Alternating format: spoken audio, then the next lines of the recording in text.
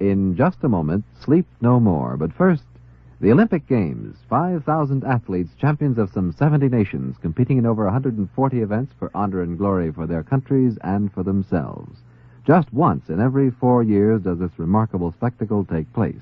This is the year, and NBC Radio is the network that will bring you exclusive, live, on-the-spot coverage of the major events. 17 days of pageantry and excitement that will go down in sports history. Hear it on Olympics 56, beginning November 22nd, exclusively on NBC Radio. Now stay tuned for Sleep No More on NBC. This is Nelson Olmsted. Sleep no more.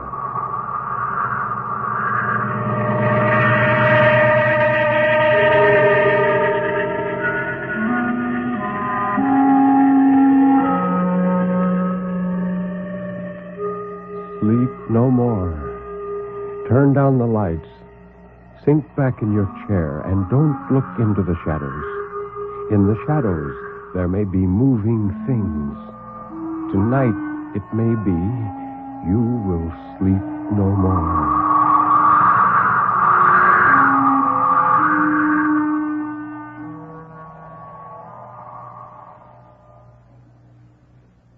Good evening.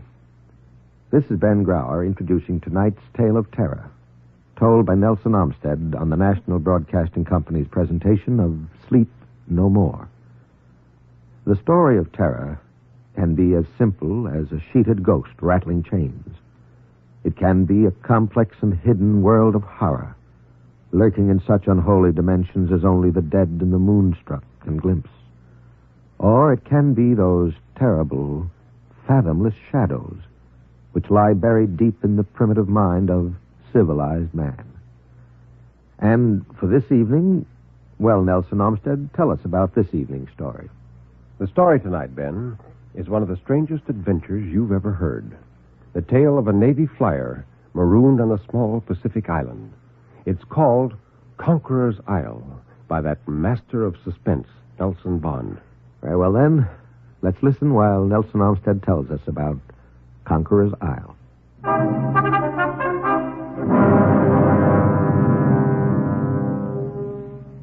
As soon as Lieutenant Commander Gorham entered his room, Brady began to pour out his story. He spoke with tense, white-knuckled ferocity, his eyes intent on those of the older man. He said, You've got to believe me, sir.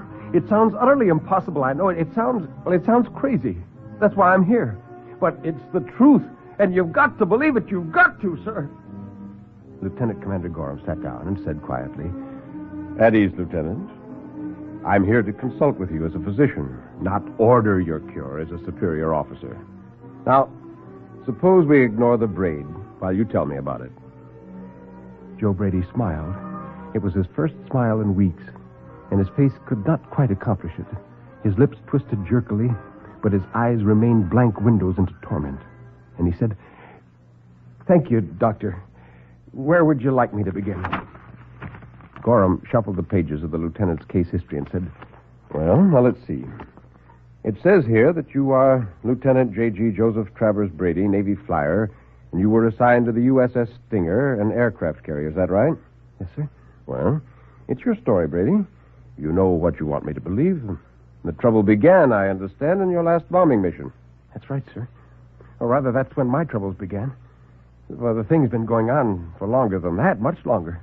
And someone's got to do something, Doctor. Time is racing by with every passing day. They grow stronger. I've got to make people understand.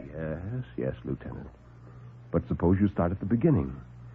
Now, what about that unfortunate last flight? His calm, matter-of-fact tone had a soothing effect on the younger man.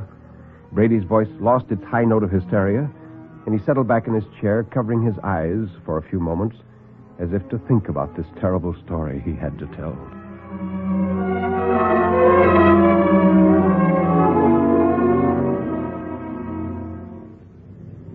Well, sir, we accomplished our mission and started home to the aircraft carrier, and we were cruising the South China Sea when, well, all of a sudden we discovered we were losing elevation like crazy. One of our winged tanks was spraying gas all over the South China Sea. We weren't worried, though. Navy watches out for its own, and We knew that an hour after we were forced to our life rafts, a rescue party'd be out to pick us up. So we reported the bad news to the squadron leader, and with no great dismay, watched the rest of the flight dwindle to black dots as we lurched along, coaxing every last possible mile out of our ruptured duct. It'd be annoying, we thought, and a nuisance, but it wouldn't be dangerous. That's what we thought, being logical guys. But in the South Pacific area, you can toss logic and reason right out the window.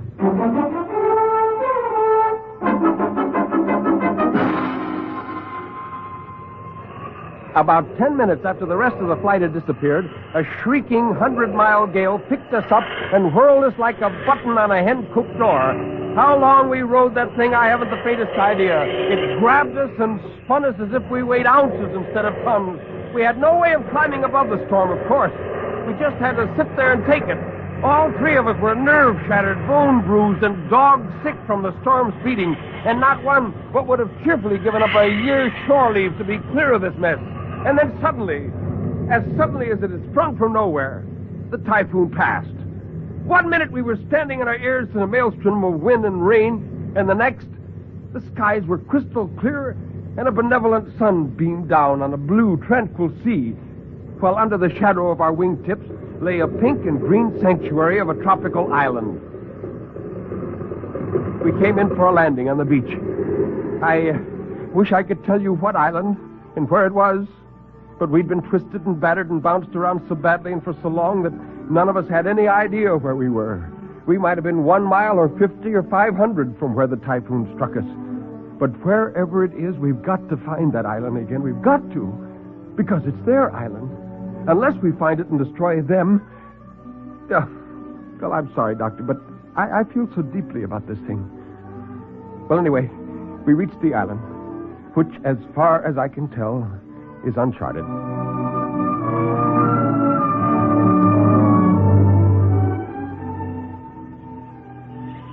A few minutes after we'd landed, we heard a cheerful hail and looked up to find a white man approaching us from a wall of tropical foliage that spanned the beach. There were several of them, and they smiling and unarmed, and they welcomed us in English with courteous enthusiasm.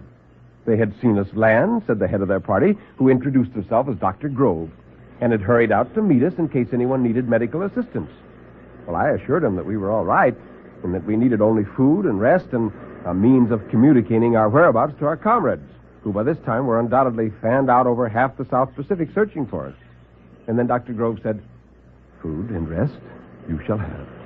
As for the other, well, those things take time in this primitive country, but we shall see. We shall see." "Well, we have a radio in our plane," I began. But Jack Cavanaugh, our radio man, shook his head at me and he said, "No, we did have, Skipper. It just went out as we sighted the island. Must have got wanged about a bit in that storm." "But you can fix it?" "I suppose so, if it's nothing serious. I'll tell you better after I've had a chance to look it over." "Of course," nodded Grove. "But in the meantime, I hope you'll accept our humble hospitality. We don't have the pleasure of entertaining you guests here very often. It'd be good to chat with all of you. If you will follow me, please." Well, there was nothing else to do, like sheep being led to the slaughter. Blindly, trusting without a struggle, we followed them off the beach into a winding jungle path. It was Jack Cavanaugh who first intimated that there might be something wrong about this setup. Even he didn't really suspect anything. He was just puzzled. He wondered aloud as we pushed forward. "Where from? I don't get it." You don't get what?" I asked him. "That Grove character. He said they saw us land. Only where from? Where the devil do they live? In the trees? I had a good look at this island just before we landed. A good long look. I didn't see the sign of anything that looked like a house." "By heaven, you're right. I didn't either. I wonder if..." But my question was answered before I voiced it.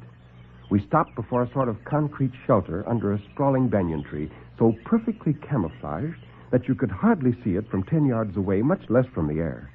Dr. Grove smiled and said, "Here we are, gentlemen." And he touched the button, and a shelter door slid open. "If you will be good enough to enter." And I said, "Enter what? That?" "Now, don't be alarmed. It's merely an elevator. This entrance is from the ground level." An elevator in this jungle?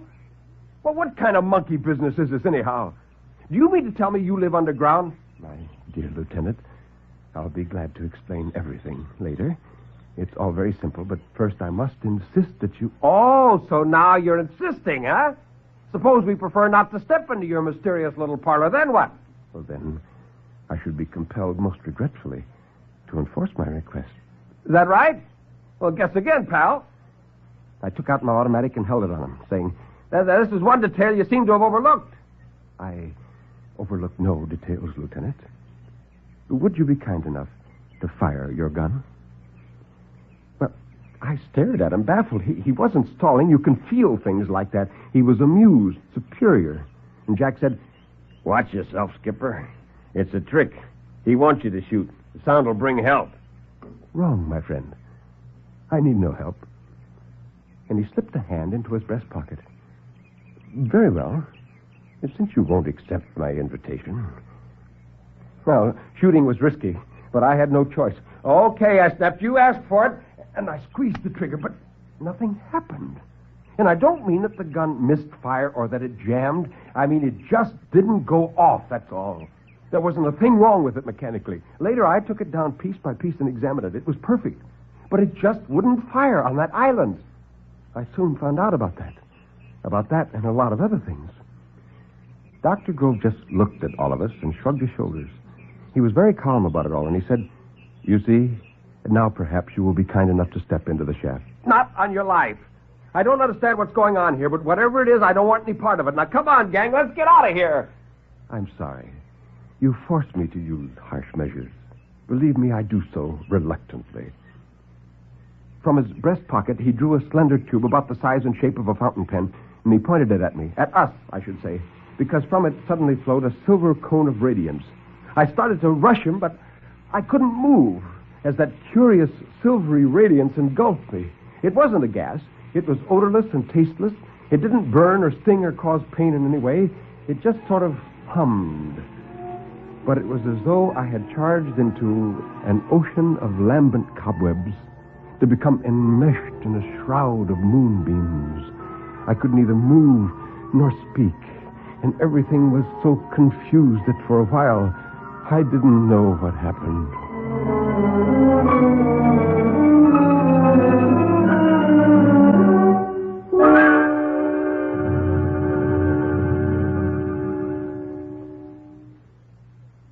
It must have been just a short time later that I felt hands lifting, carrying me. They felt, well, how can I explain it? They felt far away. I could see, but only straight ahead of me. I couldn't move my eyes. And then I sensed, rather than felt, the motion of our swift descent. Dr. Grove leaned over me, thrusting himself into my line of vision, and he said, I'm sorry, Lieutenant. I sincerely regret having had to inconvenience you. But you see, firearms won't work on this island. No explosions of any kind are permitted, unless by special arrangement. We have means of hampering your primitive mechanical devices. That's why your gun didn't fire, and why your radio will not operate. I was filled with 1,000 questions, but I couldn't ask them. Then the sensation of movement stopped. I heard the elevator door slide open, and our captors lifted us again, and I saw the metal ceilings of long, well-lighted corridors and heard voices proclaiming the presence of many more persons in these subterranean vaults. And then our journey continued through a maze of clean, gleaming metal corridors until finally I was carried through a doorway and placed tenderly on a cot. A light covering was thrown over me. Its pleasant warmth made me realize how weary I was. I couldn't close my eyes, but the lights were dimmed slowly, and at last, in utter darkness, I forgot my troubles in sleep.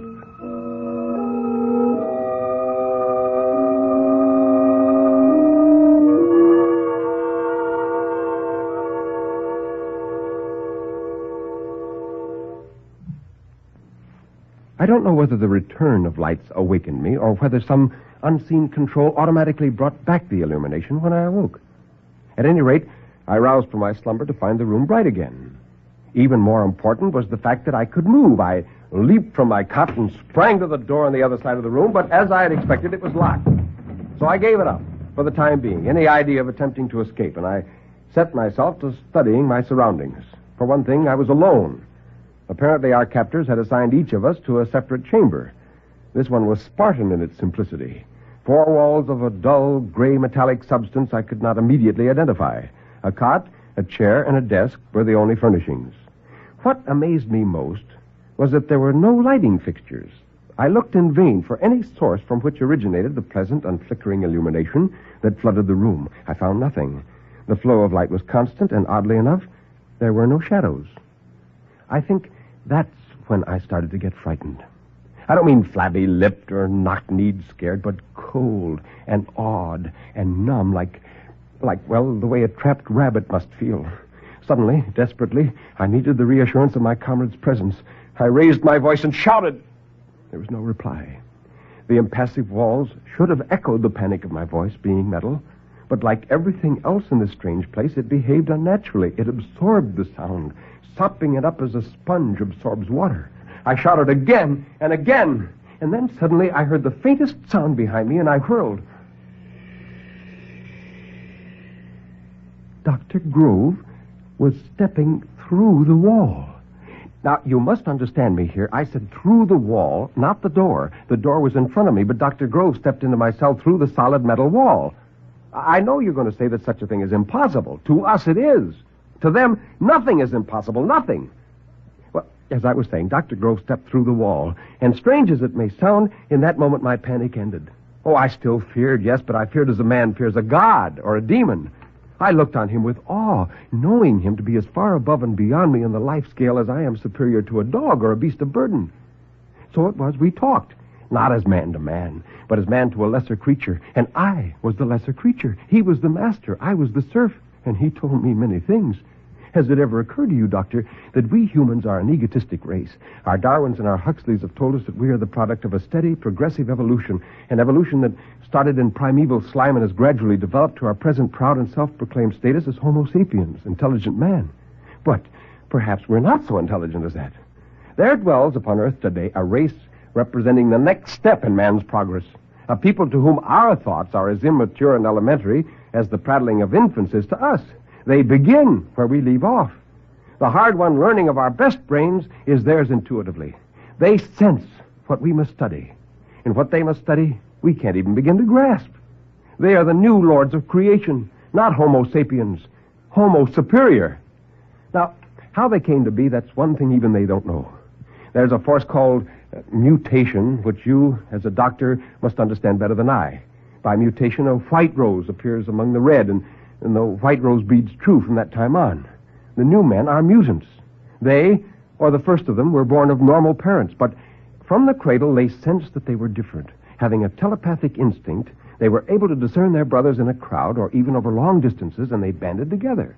Long ago, how long, Dr. Grove didn't tell me, the new men decided they must isolate themselves from us. It was a logical decision. They had no more in common with us than we have with our pets, our dogs and cats. So they sought this secluded island in the Pacific far from lesser man civilization, and they went underground to escape detection. And there they live and study and learn and wait with infinite patience for the day when they must emerge and take over the world which is theirs by inheritance, even as Homo sapiens took it over from his beetle-browed forebear, the ape man. Oh, Dr. Grove explained it this way. He said, you see, we are few in number, but we increase with each passing year. Some are born here, others come from 4 corners of the earth, and soon we will be many enough and strong enough to accept the responsibility of government of all the earth. You mean destroy man and claim the entire world for yourselves? Oh, well, how little you understand us, you humans. Do you destroy the animals of the field just because they're not your intellectual peers? Our obligation is to keep and protect you, to act as your friendly guardians in a world that will be strange to you and frightening. Yes, frightening. I saw the dread and horror in your eyes when I walked in. You didn't understand how I passed through a wall that to you seemed solid, and not understanding, you feared. Yet, there is nothing supernatural or fearful about what I did, about what any of us can do at will. There is no such thing as a solid in a universe wherein all things, size and dimension and substance, are but relative. We know there is room, and to spare, for the molecules comprising our bodies to pass unhindered through the molecules comprising these walls. We simply make a necessary mental adjustment and walk where we will. It's an ability as basic, as fundamental to us as breathing is to a person like you. Well, then, what is your plan for man? Well, your question should be, what is nature's plan for man? And I believe the question answers itself. The answer lies in history. What became of nature's earlier experiments? The giant reptiles, the anthropoids, the men who dwelt in caves and trees. Well, they died out. Civilization passed them by. They fell before the onrush of higher life forms. Even so. Even so. But you have our pledge that we will be kind. So you see, that was the essence of the matter. These new men are intelligent, 1,000-fold more intelligent than we. And being that great step farther along the path to perfection, they are born with the instinct to gentleness. That's why their weapons anesthetize but don't harm. They cannot kill. Oh, I could go on for hours relating what I heard and saw during the 3 weeks I was prisoner in the subterranean refuge of this new man. I'll tell you only a few things because you, like the others, must think that I'm mad. But there are some things you should know. Those metal cells hold more than 200 humans like you and me, men and women who have stumbled by accident upon the hideaway island and have been restrained there lest they go back and tell the world of the conquest to come. Oh, I could quote names that would amaze you. A famous author and traveler whose ship disappeared some years ago in the Pacific. Yes, a big game hunter supposedly killed. An aviatrix for whom a dozen fleets sought in vain. They are there. Oh, I could tell you something else that would make the small hairs creep in the back of your neck, if you dared let yourself believe it. They are here among us already, the new men. As their hour of ascendancy approaches, they are paving the way for their bloodless conquest. Some of them have left the island and have taken their places in our world. You can see the master plan. A handful of them settle in key spots. Here, a politician. There, an industrial magnate. There, an author whose every word is gospel to his readers. Now, what chance has a race of underlings to combat them when they strike? And they will strike. And soon. And when they do, that will be our end as rulers of the earth. For they can't fail in anything they try. Now, we as a people are strong, but they are omnipotent. Now, that's why you've got to make yourself believe me, no matter how crazy this sounds. You've got to, Doctor. From the broader point of view, perhaps it's better they should inherit the earth, but I'm human. I don't want to fall before a higher culture, no matter how superior. I want to live. And if we want to live, they must die. Their island must be destroyed, utterly and completely. An atomic bomb could do it. Now, well, after what I've told you, I know you're wondering how I escaped from their island without outside help. Well, I was able to escape because I took advantage of their one weakness. They cannot willfully cause any creature pain. Knowing this, I begged Grove to take me to the surface so I could get some things from the plane. Some personal things, I told him. Pictures of my loved ones that I'd hidden in a secret compartment. And he agreed. We'd been on friendly terms for some weeks, and he suspected no treachery. That is a human trait. They cannot conceive of guile or deceit. He was careless, and I was desperate. He turned to look when I cried out and pointed to something behind him. He never knew what hit him. I don't know whether my rock killed him or not. I hope not. Well, the plane, of course, was useless, but there were self-inflating life rafts, and the water was only yards away, and I paddled from that devil's shore with the strength of a madman. Now, you know the rest. How my food and water ran out. How they found me raving and delirious days or maybe weeks later.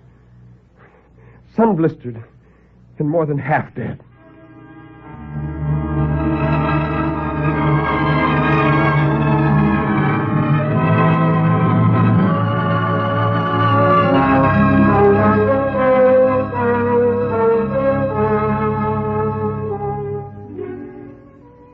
Dr. Gorham nodded and quietly closed the memo book in which he had scratched only doodles.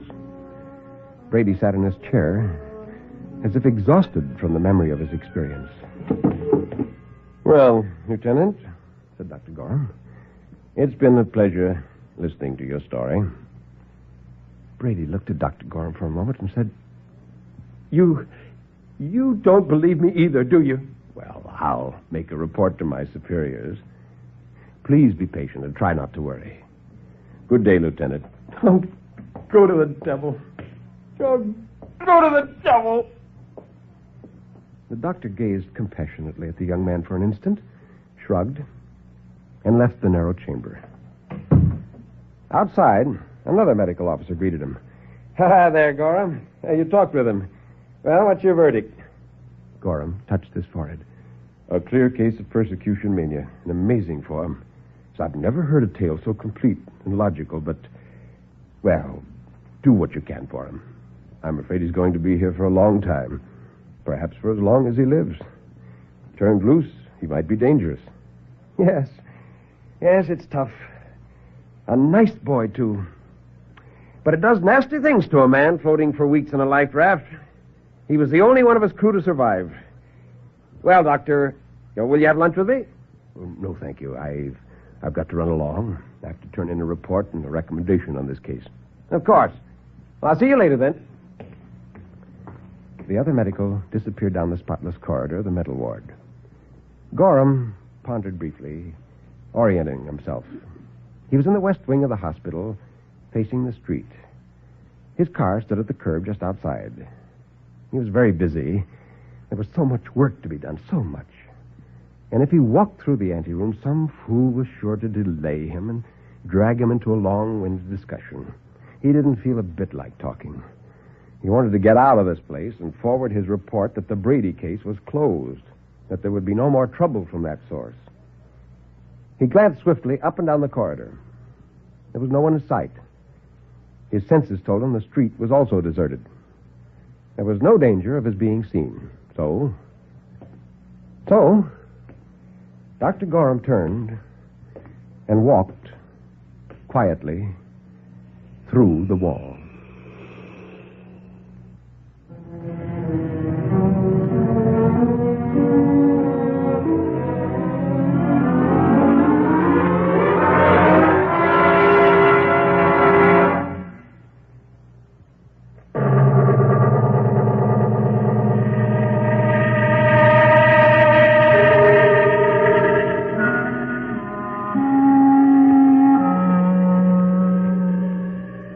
You can turn up the lights now.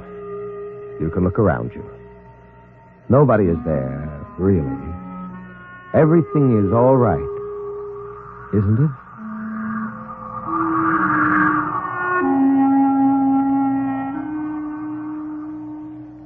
Step over here, Nelson Olmsted, and tell us about next week's story. Well, next week, Ben, we have two stories. One is a classic tale of terror by W.F. Harvey called August Heat. The other is a fantasy by Nelson S. Bond with the strange title, Mr. Mergenthorker's Lovelace.